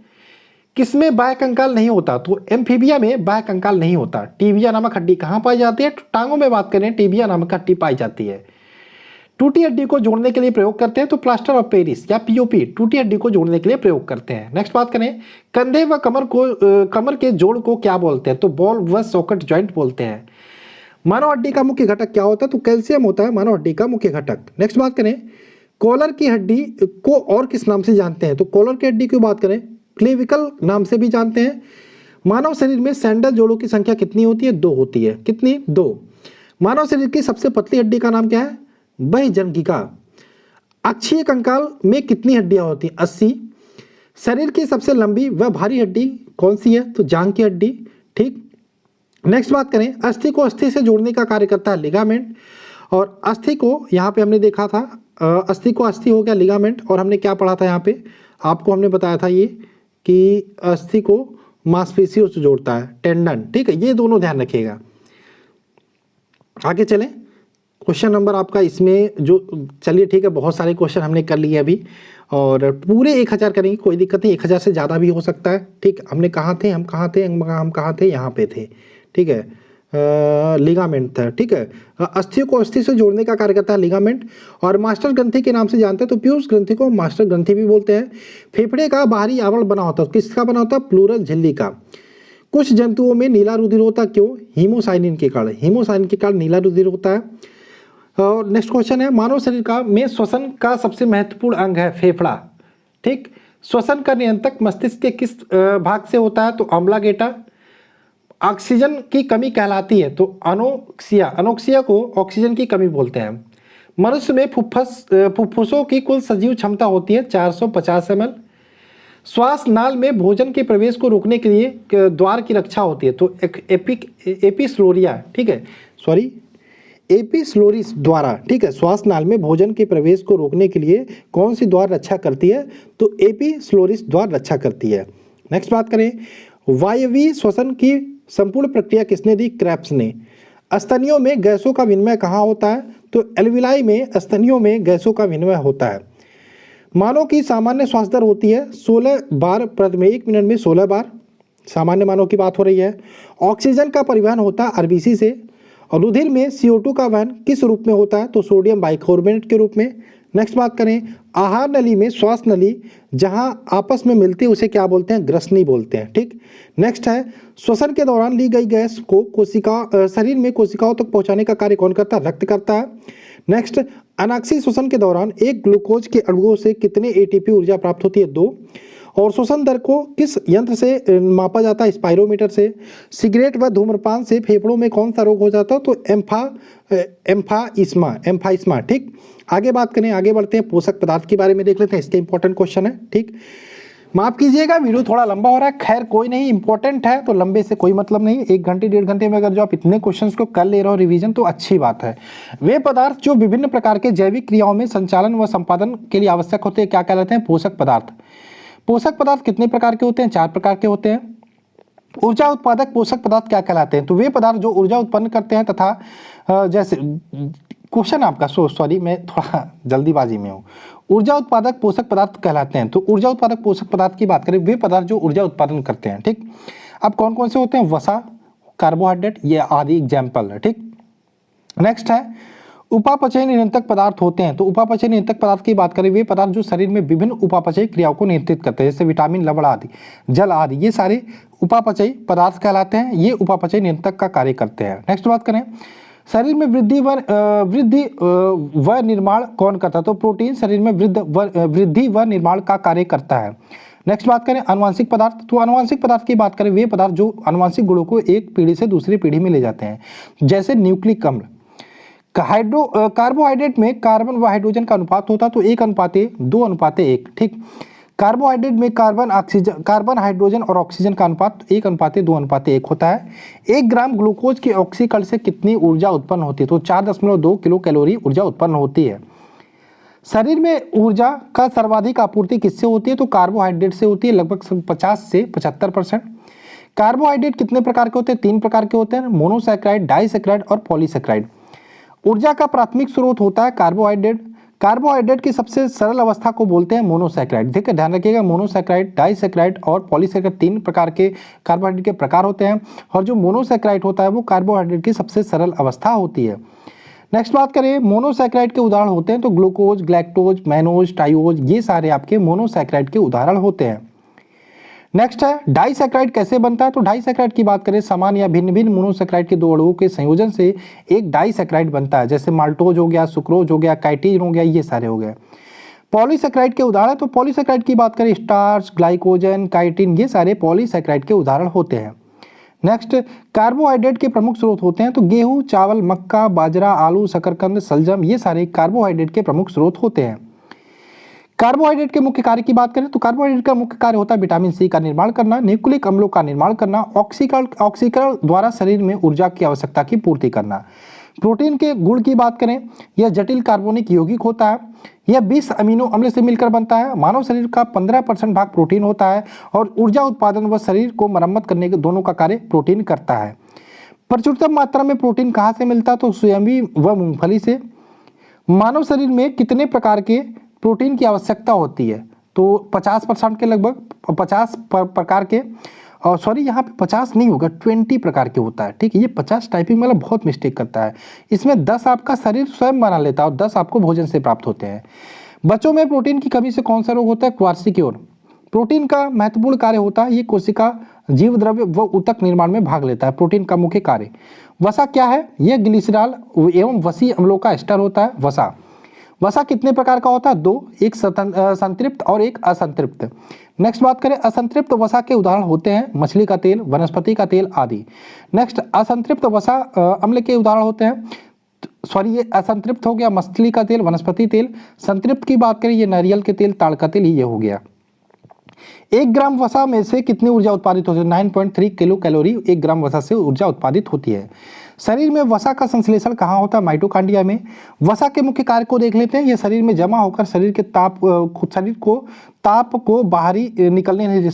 को बाहर निकलने नहीं देती। वसा की कमी से त्वचा रूखी हो जाती है और वसा की अधिकता से हृदय की बीमारी व रक्तचाप बढ़ने का भी डर रहता है। विटामिन का आविष्कार किसने किया था? फंक ने 1911 में। विटामिन शरीर में क्या कार्य करती हैं? हमारे शरीर को उपापचयी क्रिया को नियंत्रित करती हैं। जल में घुलनशील विटामिन BC और वसा में घुलनशील ADEK। ठीक, विटामिन की कमी से होने वाले रोग और कुछ स्रोतों के बारे में जान लेते हैं। रोग ही पूछे जाते हैं विशेषकर और रासायनिक नाम पूछे जाते हैं। तो विटामिन ए की बात करें, इसका रासायनिक नाम रेटिनॉल होता है। विटामिन ए की बात करें तो रतौंधी होता है कमी से, और जीरोप्थैल्मिया नामक रोग भी होता है। स्रोत की बात करें, दूध, अंडा, पनीर, हरी सब्जी, मछली, तेल, ये सारे विटामिन ए के प्रमुख स्रोत होते हैं। B1 की बात करें, B से 6 तक आपके 12 भी इंपॉर्टेंट है। B1, B2, B3, B6, B12, B9, ये सारे इंपॉर्टेंट है। B1 की बात करें, बेरी बेरी होता है, आप यहाँ पे स्रोत देख लीजिएगा। ठीक, B2 की बात करें, इसका रासायनिक नाम राइबोफ्लेविन होता है। B1 का ध्यान रखिएगा, थायमिन होता है, रासायनिक नाम थायमिन होता है। ठीक, B3 की बात करें तो नियासिन होता है, रासायनिक नाम पिलाग्रा, इसकी कमी से रोग होता है। और B2 की कमी से त्वचा का फटना, आंखों का लाल होना, जिह्वा का फटना, ये सारे होते हैं। देख लीजिएगा यहाँ पे स्रोत कौन कौन से होते हैं। अब B6 की बात करें, जो इंपॉर्टेंट है वो बता देते हैं। B6 का रासायनिक नाम है पायरिडॉक्सिन। ठीक है, एनीमिया कमी से होता है, त्वचा रोग भी होता है। अब यहाँ पे अगर जो हम बात करें, B12 भी इंपॉर्टेंट है आपके लिए। B12 की बात करें, इसका रासायनिक नाम है साइनोकोबालामिन। ठीक, एनीमिया और पांडु रोग, 2 प्रकार के रोग होते हैं B12 की कमी से। मांस, कलेजी, दूध, ये सारे इसके स्रोत हैं। ठीक, आगे बात करें विटामिन C की, एस्कॉर्बिक एसिड रासायनिक नाम होता है। स्कर्वी होता है रोग, और खट्टे फलों में पाया जाता है, नींबू, संतरा, नारंगी। ठीक है, विटामिन D की बात करें, रासायनिक नाम कैल्सीफेरॉल होता है। रिकेटस बच्चों में होता है, सूखा रोग बोलते हैं इसको। और वेस्को की बात करें, ऑस्टियोमेलेसियस रोग होता है। विशेषकर बात करें, मछली का तेल, दूध, अंडे में विटामिन D पाया जाता है। सूर्य के प्रकाश में भी पाया जाता है। विटामिन E की बात करें, टोकोफेरॉल रासायनिक नाम होता है। विटामिन K की बात करें, फिलोक्विनोन रासायनिक नाम होता है। तो विटामिन E की बात करें, इसमें जनन शक्ति में कमी होती है। ठीक, और K की बात करें, कमी से रक्त का थक्का नहीं बनता है। विटामिन E की बात करें, पत्ती वाली सब्जियों में पाया जाता है, दूध, मक्खन में पाया जाता है, अंकुरित गेहूं, वनस्पति तेल में पाया जाता है। K की बात करें, टमाटर, हरी सब्जी, आंतों में भी उत्पन्न होती है। ठीक, गर्भवती महिलाओं में प्रायः किसकी कमी होती है? तो गर्भवती महिलाओं की बात करें, कैल्शियम व आयरन की कमी होती है। हमारे शरीर का कितना % जल है? तो यहाँ पे देखिएगा 65 से 75% भाग जल होता है। पानी, पीने के पानी में किस विष के कारण कैरोटिसिस नामक बीमारी होती है? तो आर्सेनिक की कमी के कारण यहाँ पे कैरोटिसिस नामक बीमारी होती है। न्यूक्लिक अम्ल का मुख्य कार्य क्या होता है? तो आनुवांशिक गुणों को एक पीढ़ी से दूसरी पीढ़ी तक ले जाना। एक सामान्य कार्य करने वाले व्यक्ति को कितनी ऊर्जा की आवश्यकता होती है? 3000 से 3500 कैलोरी की ऊर्जा की आवश्यकता होती है। राष्ट्रीय पोषण एवं अनुसंधान संस्थान स्थित है हैदराबाद में। केंद्रीय खाद्य प्रौद्योगिकी अनुसंधान संस्थान कहाँ स्थित है? मैसूर में। केंद्रीय औषधि शोध संस्थान कहाँ स्थित है? लखनऊ में। शहद का प्रमुख घटक होता है फ्रक्टोज। कौन सा पदार्थ मानव शरीर में ईंधन का कार्य करता है? कार्बोहाइड्रेट। और दूध की मिठास किसकी उपस्थिति के कारण होती है? लैक्टोज की उपस्थिति के कारण होती है। आइए मानव रोग के बारे में डिस्कस कर लेते हैं। यहाँ से भी प्रश्न बहुत बनते हैं आपके एग्जाम में। तो पहला प्रश्न है, मलेरिया से पीड़ित व्यक्ति में प्लाज्मोडियम परजीवी की खोज किसने की थी? तो किसने की थी? लेवरन ने। मलेरिया रोग से क्या होता है? तो मलेरिया रोग से बात करें, रुधिराणु जो होते हैं वो नष्ट हो जाते हैं, वह रक्त में कमी आ जाती है। मलेरिया के उपचार में क्या दिया जाता है? तो क्लोरोक्विनोन और कुनैन और पेलोड्रिन आदि, ये सारे मलेरिया के उपचार में दिए जाते हैं। कॉलरा व टीबी के जीवाणु की खोज किसने की थी? रॉबर्ट कोच ने। रेबीज के टीके व दूध के पॉस्चराइजेशन की खोज किसने की थी? लुई पाश्चर ने। आगे बात करें, बच्चों में डीपीटी का टीका दिया जाता है। तो डीपीटी की बात करें तो इसमें ध्यान रखिएगा, डी से होता है डिप्थीरिया, पी से होता है परटूटिस, टी से होता है टिटनेस, ये भी आपको ध्यान रखना है। ऐसे क्वेश्चन आता है कि डीपीटी जो होता है, डीपीटी का टीका, उसमें पी का मतलब क्या होता है, तो पी का मतलब होता है पर्टुसिस, टी का मतलब क्या होता है टिटनेस, डी का मतलब होता है डिप्थीरिया। तो डीपीटी का टीका जो बच्चों में दिया जाता है डिप्थीरिया के लिए, काली खांसी के लिए, व टिटनस रोग से प्रतिरक्षी के लिए। ठीक है, आगे बात करें, यहाँ पे कुछ परजीवी हैं व उनके रोग, बहुत इंपॉर्टेंट है ये वाला। तो मलेरिया की बात करें, ये इससे जो प्रभावित अंग होता है, इससे तिल्ली व आरबीसी प्रभावित होती है। इसमें जो परजीवी होता है वो प्लाज्मोडियम होता है और मादा एनोफिलीज मच्छर के काटने से होता है। अब लक्षण की बात कर लेते हो, जिसको भी मलेरिया हो जाता है उसको ठंड के साथ तेज बुखार आती है। पायरिया की बात करें, इससे मसूड़ों में सूजन होता है। परजीवी की बात करें तो एंट अमीबा जिंजिविलिस परजीवी के कारण होता है और इससे क्या होता है, मसूड़ों से रक्त निकलता है। सोने की बीमारी की बात करें, ट्रिप्नोसोमा परजीवी के कारण होता है, सीसी मक्खी इसका वाहक होती है और बहुत नींद के साथ बुखार आती है। पेचिस की बात करें, एंटबीबा हिस्टोरिका परजीवी के कारण होता है और आंत प्रभावित होती है। और कालाजार की बात करें, अस्थिमज्जा प्रभावित होती है और लिसमैनिया डोनावानी नामक परजीवी के कारण होता है और बालू मक्खी इसकी वाहक होती है कालाजार की। अब यहाँ पे ध्यान रखिएगा, इसमें ये जो मैंने बताया मलेरिया पायरिया, सोने की बीमारी, पेचिस, कालाजार, ये सारे परजीवी द्वारा होने वाले रोग हैं। अब आइए चलते हैं जीवाणु द्वारा होने वाले रोगों को देख लेते हैं। जीवाणु द्वारा होने वाले रोग भी इंपॉर्टेंट है। तो सबसे पहले टिटनेस के बारे में देख लेते हैं। टिटनेस, हैजा, टाइफाइड, क्षय रोग, डिप्थीरिया, इसी क्षय रोग को हम टीबी भी बोलते हैं। प्लेग, और अगर जो हम बात करें काली खांसी, निमोनिया, कोड़, गनोरिया, सिफिलिस, ये सारे आपके जीवाणु द्वारा होने वाले रोग हैं। सबसे पहले टिटनेस की बात करें, तंत्रिका तंत्र को प्रभावित करती है, ठीक, और इसमें तेज बुखार, शरीर में ऐंठन और जबड़ा हमारा जो होता है वो बंद हो जाता है। ठीक, तो आगे बात करें हैजा, आंत प्रभावित होती है, विब्रियो कालरा नामक जीवाणु के द्वारा होता है और इसमें क्या होता है, हैजा में लगातार उल्टियाँ होती हैं और दस्त होती है। टाइफाइड की बात करें, आंत प्रभावित होती है, सल्मोनेला टाइफी नामक जीवाणु के कारण होता है, तेज बुखार और सिरदर्द इसमें होता है। क्षय रोग की बात करें, फेफड़ा इसमें प्रभावित होता है और जीवाणु की बात करें, माइक्रोबैक्टीरियम ट्यूबरकुलोसिस नामक जीवाणु के कारण होता है, बार बार खांसी के साथ कफ और रक्त निकलता है। डिप्थीरिया की बात करें, श्वास नली प्रभावित होती है, कोरोनी बैक्टीरियम ये इसके कारण जीवाणु के कारण होता है, सांस लेने में कठिनाई और दम घुटता है। प्लेग की बात करें, ये ध्यान रखिएगा, ये कार्वा और दोनों पैरों के बीच में होता है। यहाँ पे बात करें, फेफड़ा प्रभावित होता है, ठीक, और यहाँ पे पश्चुरेला पेस्टिज नामक जीवाणु के कारण होता है। इसमें प्लेग में बात करें, एक टाइम था, जैसे कि आज कोरोना वायरस फैला है, वैसे एक समय प्लेग की बीमारी बहुत तेजी से फैली थी। ठीक, शरीर में गिल्टियाँ पड़ जाती हैं और तेज बुखार होता है।